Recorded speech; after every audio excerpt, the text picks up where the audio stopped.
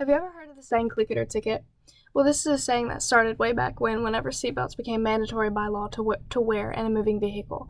And of course, this wasn't back in the 60s because cars back then only went about 15 miles an hour. But now, since we have faster cars, it is now mandatory by law to wear one in 49 out of 50 states.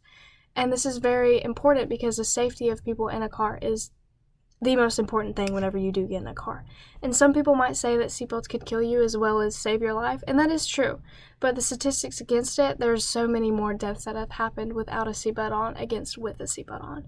And some people might get in the car and say that they might not need it, or they feel like they're a better driver and don't need to wear it, or they simply might just forget. But this is a problem that needs to be fixed because too many people are losing their loved ones and family members in car accidents solely from a mistake of not wearing a seatbelt. When I was 6 years old, my cousin, he got in a huge car accident and he ran into a house and he went through the windshield and he had 60 pounds worth of swelling on his brain and he was bleeding so bad that it was almost suffocating him. He was in a coma for 10 days, and whenever he got out of the coma, he had to learn how to walk, talk, and eat again. He had to learn how to do everything on his own again. He now has to be reminded to brush his teeth, bathe, anything like that throughout his day. He cannot live alone. He doesn't have a sense of smell anymore, and his brain almost works backwards more than frontwards, meaning that he acts maybe 12 years old, and he's actually 32.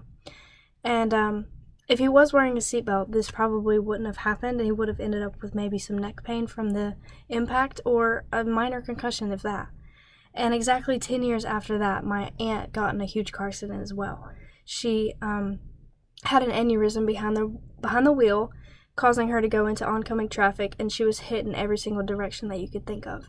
She went through the windshield and then came back in the driver's side, ended up back in the passenger side, and she went all the way back to the back of the van and ended up in a ditch. And now she has 24/7 pain going through it, and she broke four bones in her face. Her eye was out of her socket. It was down at her jaw, hanging out. She broke her pelvic bone. She broke her shoulder, and she's still having surgeries till this day from this wreck that happened back in 2016. Now, if she was wearing a seatbelt, she might have ended up with a concussion and maybe some damage to her neck from the impact, just like my cousin. But they had to learn how to do everything on their own again. And after having a personal experience like that twice, it has shown how big seatbelts are safe and how important they are whenever you get in a car. And people don't understand that this could happen to anyone. This could happen to any of your loved ones or even yourself. And from the National Highway Traffic Safety Administration, they've estimated that 14,955 lives have been saved in 2017 solely from wearing a seatbelt in a car accident. And between 1975 and 2017, seatbelts saved a total of 374,196 lives, meaning that 40 lives have been saved every single day just from a seatbelt. And by 2019, the numbers had flipped, and now 90% of car users wear a seatbelt, when it used to only be about 41%. And that's a very good thing that everyone knows how safe it is, but there is still that 10% that is actually a large amount of people, and they need to understand that the importance of it. In 2019, there were over 10,000 car crash fatalities who weren't wearing a seatbelt.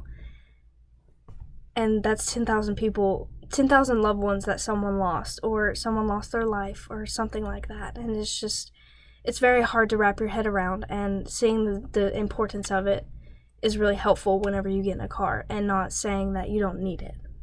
From the U.S. Department of Transportation, the 17 states and the District of Columbia have a primary enforcement seatbelt law covering all seating positions, and 16 states have a primary enforcement seatbelt law covering only the front seats, and 17 states have a secondary enforcement seat law or no law.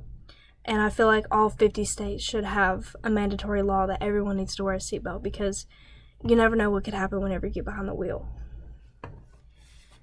And after knowing these facts about the safety of seatbelts, would people understand how important they are now? And if these things don't change, this could happen to anyone. I mean, you could be going down the road and something happened and you just forgot to put your seatbelt on, and you could be going through the same thing my cousin and my aunt had to go through, and it was very bad for them.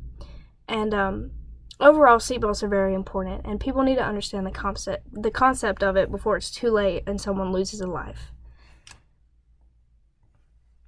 Changing someone's behavior, it might be kind of hard and getting in the habit of it, but people are capable of doing so if they would like to. Now, you can't ever force someone to do something, but it would be very helpful if someone wore a seatbelt. And from my experience, I know that I need to wear a seatbelt every single time I get in the car. And I hope that people take this video and is able to understand that they need to wear a seatbelt whenever they get behind the wheel, or even whenever they get in a car. And seatbelts save many lives every day, and they can save yours too.